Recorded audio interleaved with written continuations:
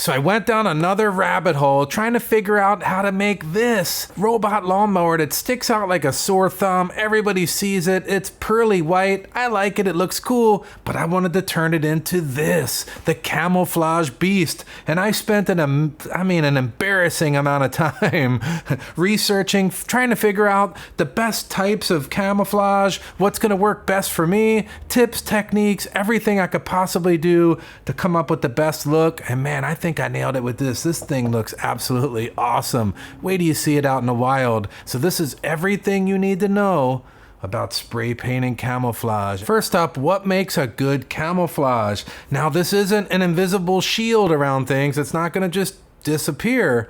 But good camouflage should be able to sit there, and as long as you're not focusing on the object, it should blend right in. But check this out. There it is, right there. It was in your plain sight the whole time. And I know with these expensive lawnmowers, that's kind of been a big concern for people, is theft. So I wanted to address it with some invisible shield. Now let's talk about the most commonly used methods when you're making camouflage with spray paint. The first one is the reverse stencil. Now the reverse stencil, what you want to do is you want to go to the area in which you plan on camouflaging in, and you want to pick vegetation from there. We want to take note of the color of the vegetation, and we want to get plenty of it so that we can use it for our stencil.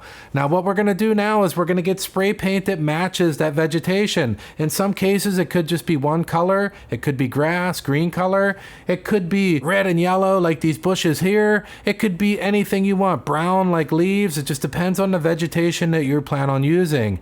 Next, we're going to pick out a background color. Now, if the background is dark black, then we want to use dark black. If it's kind of a green, we want to use a dark green. Again, we want to get the background color, because what's going to happen, first we're going to spray that base layer with that vegetation color, get that nice and in there. Again, it could be one color, multiple colors. This is where you can get as fancy as you want. Next, we're going to lay the vegetation on top of it. Make sure it's good and flat, because now we're going to spray that background color across it. And it's okay if it doesn't do solid color. Maybe we want more solid at the bottom. Maybe we'll just want misting at the top to give that nice gradient so it doesn't look so obvious. So after we're done spray painting the background color, we'll remove the vegetation, and what should be left is the vegetation underneath those original colors.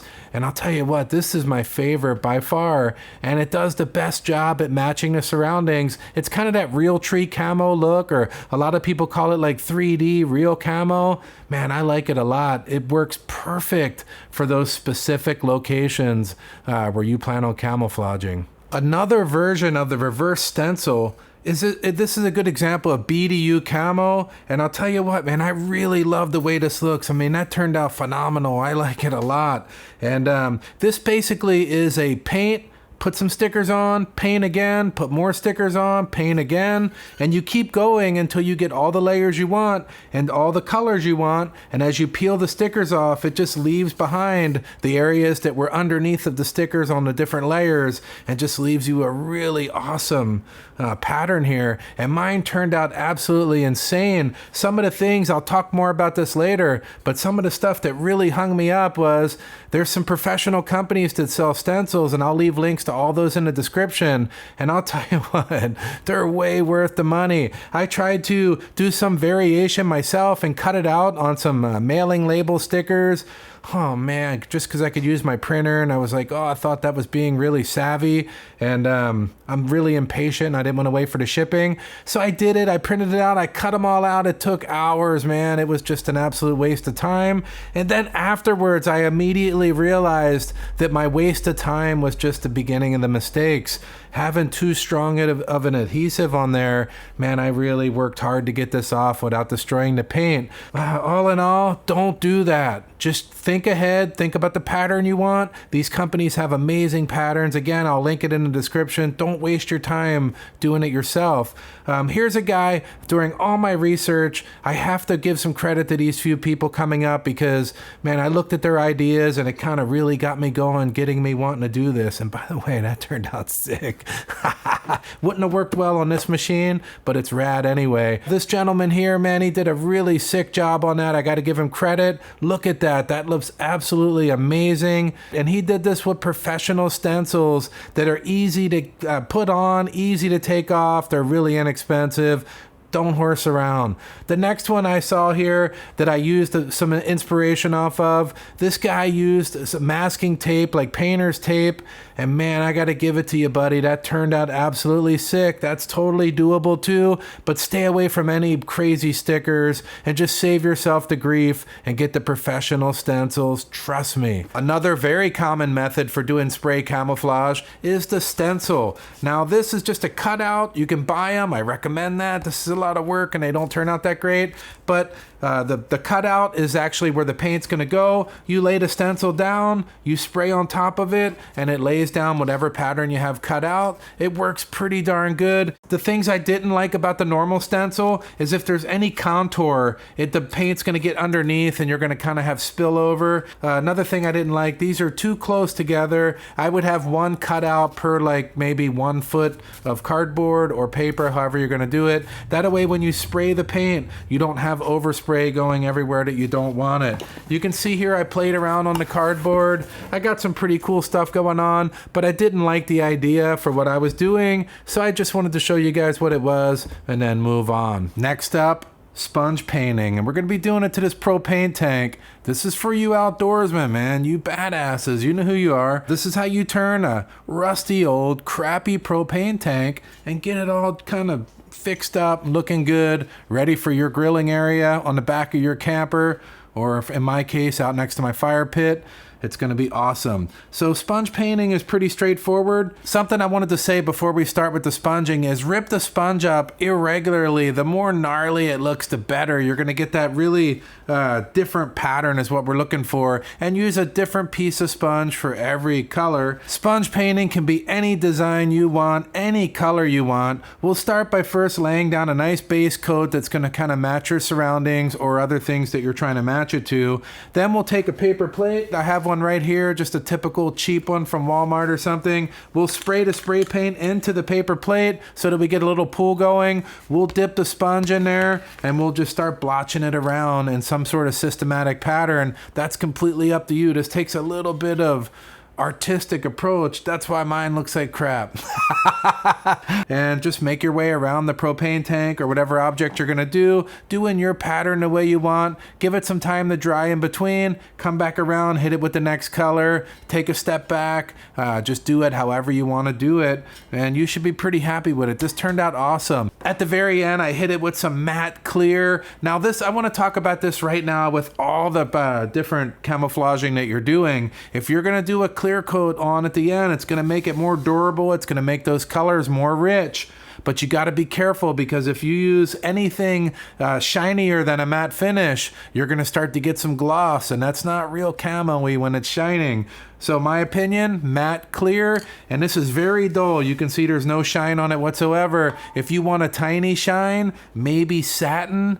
Don't go any shinier than satin, and if you do, it's going to be glossy, and if that's your look you want, awesome, just go with the gloss. But keep in mind, matte is the ticket. It's no secret which version of camo that I chose for the lawnmower. It's been sitting here the whole time. But the version I went with, the reverse stencil, I wanted it to look grassy. I wanted it to kind of blend into the environment the best that it could. And I'll tell you what, this is a home run for me. I'm no artist, and I think this come out freaking amazing. Let me know in the comments, what do you guys think? That looks pretty cool, huh? But let's see how I did it. I'll take you through the whole process, start to finish. And after that, I'll tell you my lessons learned, and some of them the hard way. All right, let's get started.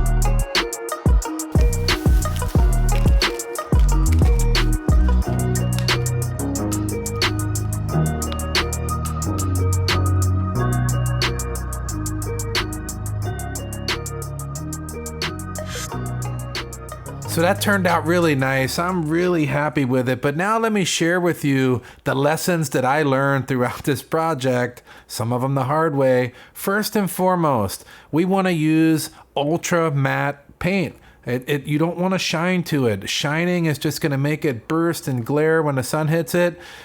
Ultra matte, matte, flat, they call it all different things with different paint manufacturers. The highest I would go with Camouflage would be satin, and I'd be really careful even doing that because satin has a little bit of a shine to it. So just keep that in mind when you buy your paints.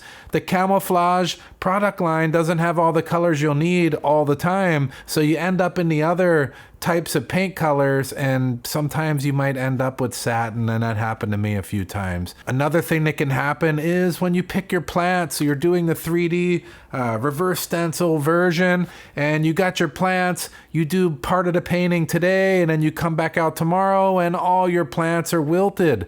They don't last long after you cut the plant down. A good solution for that, go to Walmart. That's where I went to take a peek, and I saw all kinds of really neat plants. I kind of wish I would have knew that up front because I would have bought a few, but they have everything you can possibly imagine in their craft section, and they're all plastic, and they're all going to be able to take a real beating and last a long time. Take your time picking your paint colors and your plant material. The paint color is going to give you that blending effect where it just kind of matches into the environment, and the plant material is going to give you the shapes of everything that you've painted onto your project, and it's just going to make or break whether or not it looks good or blends in well. And this one goes without saying, but good prep work is going to equal great results. Now, something I might have done a little different if I had to do this again is I probably wouldn't have taped off so much stuff, because if I ever wanted to touch this up, if it scrapes along the wall and just rips some of the paint off, I'm probably not going to retape it up to that level. I'll probably just spray on it, and there might get some overspray on some of this stuff, and I really don't care about that, but I wanted to try to tidy it up the best I could for this project, and I think it turned out amazing because of it. If you don't like the outcome of your paint job, just start over. That's the biggest tip I can give you. Repaint your base layer, get reorganized with your plant material, spray it down again, and hopefully you end up with something that you're happy with. But keep in mind, if we did this too many times, we'd end up with way too thick of a coat of paint on here. That's not good. I always recommend doing all your practicing on a piece of cardboard or some sort of surface that you can get your technique down, get your color patterns right, and then come to the machine or whatever object you're painting when you're ready to fully go. And last but not least, get the proper stencils if you plan on doing camouflage like this. I suffered with this. I'm nobody's a bigger DIY person than me. I want to do everything myself. but I wouldn't do it myself in this case again. I would just buy the right ones, and I'll leave links down there so you can get the right stuff the first time. It'll make your project more fun and you'll have a much better turnout. So that was a fun project. Let me know down in the comments what you thought about it. How do you think this turned out? What would you do different? I'm always curious to hear your opinion. I'll tell you what, I'm really happy with it. Oh man, that gets the double thunder bust, and I can't wait to get this thing out in the yard and have it silently, stealthily driving around, mowing my grass. We'll see you on the next one. Yeah!